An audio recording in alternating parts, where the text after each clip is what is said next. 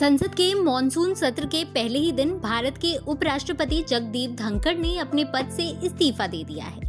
उन्होंने स्वास्थ्य कारणों का हवाला देते हुए इस्तीफा दिया है। धनखड़ ने राष्ट्रपति को एक पत्र लिखकर अपने इस्तीफे की जानकारी दी है।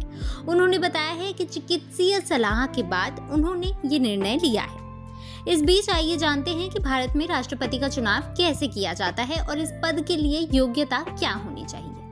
उपराष्ट्रपति एक संवैधानिक पद होता है। भारत के उपराष्ट्रपति राज्यसभा के सभापति भी होते हैं। भारत के उपराष्ट्रपति होने के लिए व्यक्ति को भारत का नागरिक होना चाहिए। उनकी आयु कम से कम 35 वर्ष होनी चाहिए। उम्मीदवार को लोकसभा या राज्यसभा का सदस्य बनने के योग्य होना चाहिए। अगर उम्मीदवार संसद का सदस्य नहीं है तो उसे उपराष्ट्रपति बनने के समय लोकसभा या राज्यसभा का सदस्य बनने के योग्य होना चाहिए।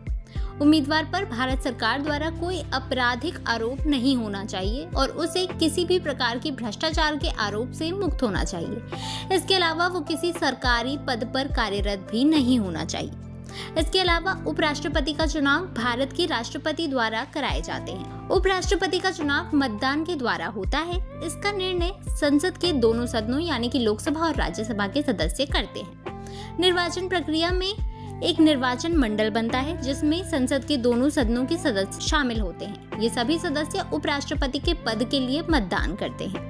यदि एक से अधिक उम्मीदवार चुनाव में होते हैं तो मतदान गोपनीय रूप से किया जाता है। अगर किसी उम्मीदवार को अधिकांश मत मिलते हैं तो उसे उपराष्ट्रपति चुन लिया जाता है। चुनाव प्रक्रिया में अनिवार्य रूप से बहुमत का सिद्धांत लागू होता है, यानी जिस उम्मीदवार को 50% से ज्यादा वोट मिले हैं वो अगला उपराष्ट्रपति चुना जाता है। अब चूंकि जगदीप धनखड़ ने अपने पद से इस्तीफा दे दिया है तो इसके बाद भी उन्हें कुछ सुख सुविधाएं हैं जो इसके बाद भी मिलती रहेंगी। वैसे तो उपराष्ट्रपति का मासिक वेतन 4 लाख रुपए होता है, लेकिन इस्तीफे या फिर कार्यकाल समाप्ति के बाद उन्हें इसका आधा पेंशन मिलता है, यानी कि उन्हें अब महीने के 2 लाख रुपए पेंशन के रूप में मिलेंगे। इसके अलावा उन्हें जो सुविधाएं उपराष्ट्रपति के पद पर रहते हुए मिलती हैं, वही सुविधाएं रिटायरमेंट के बाद भी मिलती हैं। जैसे उपराष्ट्रपति को एक सरकारी आवास मिलता है। इसके अलावा उपराष्ट्रपति को चिकित्सा और स्वास्थ्य सेवाएं भी सरकारी खर्चे पर उपलब्ध होती हैं। तो ये सुविधाएं